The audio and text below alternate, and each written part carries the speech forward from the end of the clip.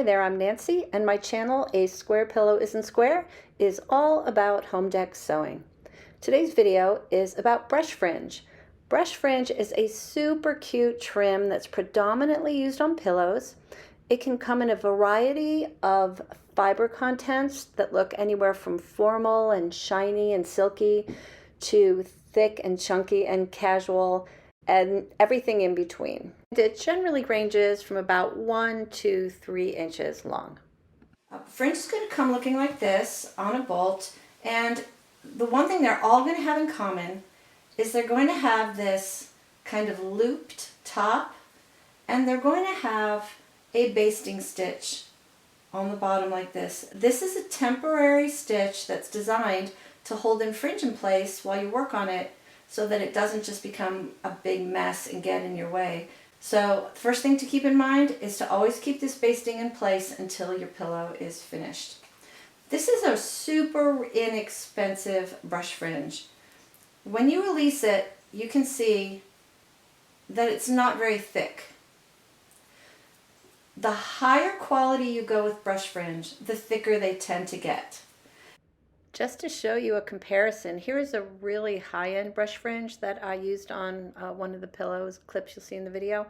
And you can just see how thick and luxurious it is compared to the other one. So keep that in mind when you're choosing your trim.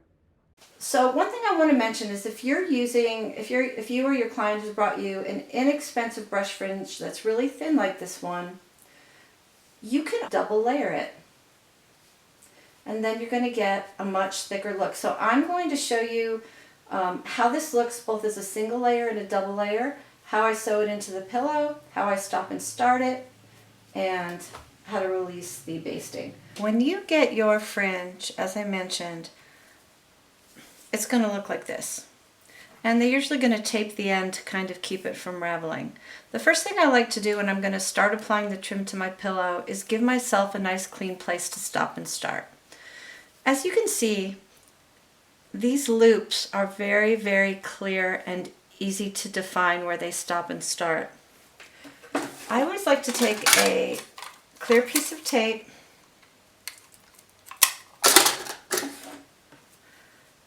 not very long. I don't want the tape to go beyond my sewing line because I don't want my needle to get anything sticky on it.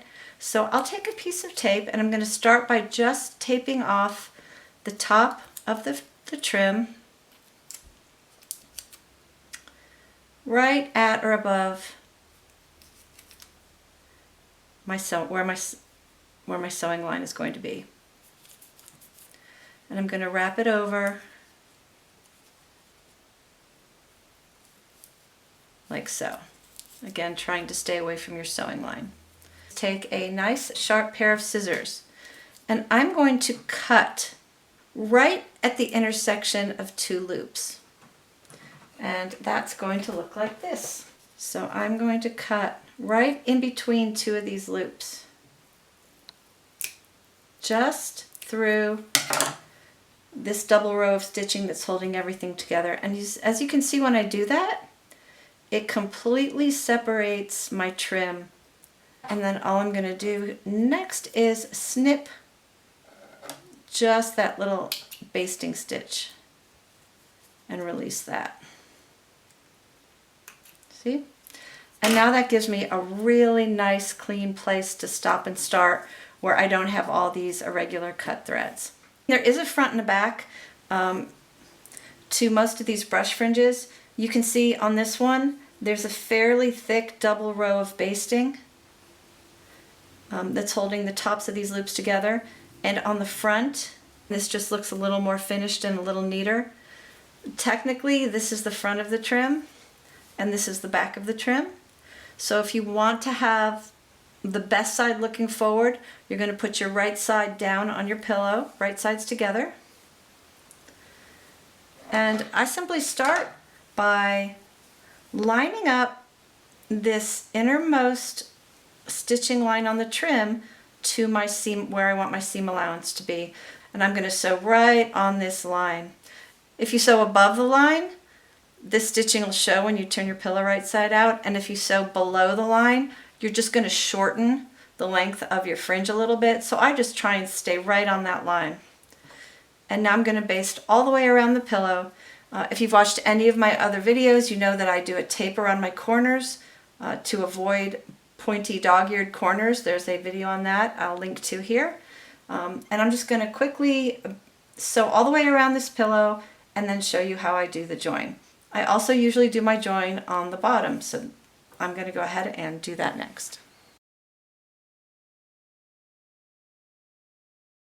Quick tip here, when you get to your corners, there's a couple ways to do the corner, and it all depends on how thick and stiff your brush fringe is. Some, like this one, are very thin and flexible, and I'm going to just simply turn a fairly sharp corner like this and sew along. There's other trims that are really bulky and thick, and it's hard to get a corner that isn't really rounded looking. So sometimes I will tape the corner and just do a little clip through the top of the basting just to give myself a little bit more of a sharp corner. But most of them, you should be able to do your corners like this.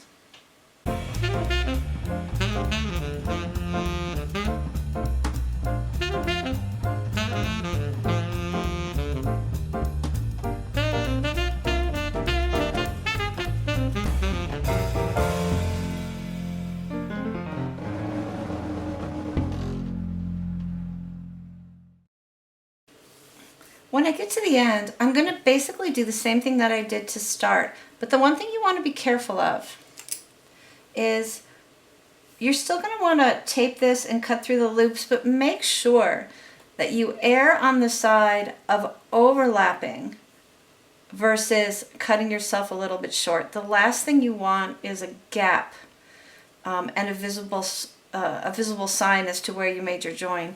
So when you start to sew, it kind of flattens it out a little bit and it gives you a nice place to overlap your other end. So technically, this loop right here would be a perfect join, but I'm going to go ahead and, let me get my tape. I'm going to go ahead and cut it at the next one up. So right here is the one I'm going to make my cut. If you overlap it a lot, you end up with a much thicker area, and if you don't overlap it enough, you kind of see the gap.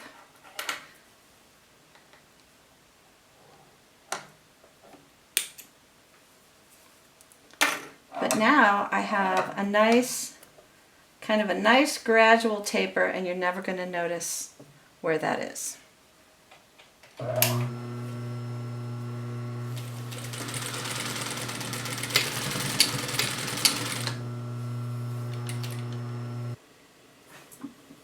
Now, as I mentioned, some of these trims are really thin, and they benefit from adding a second layer. I'm going to just show you the difference. I'm not going to make this entire pillow twice, but I'm going to kind of show you the difference between what it looks like with a single layer and a double layer.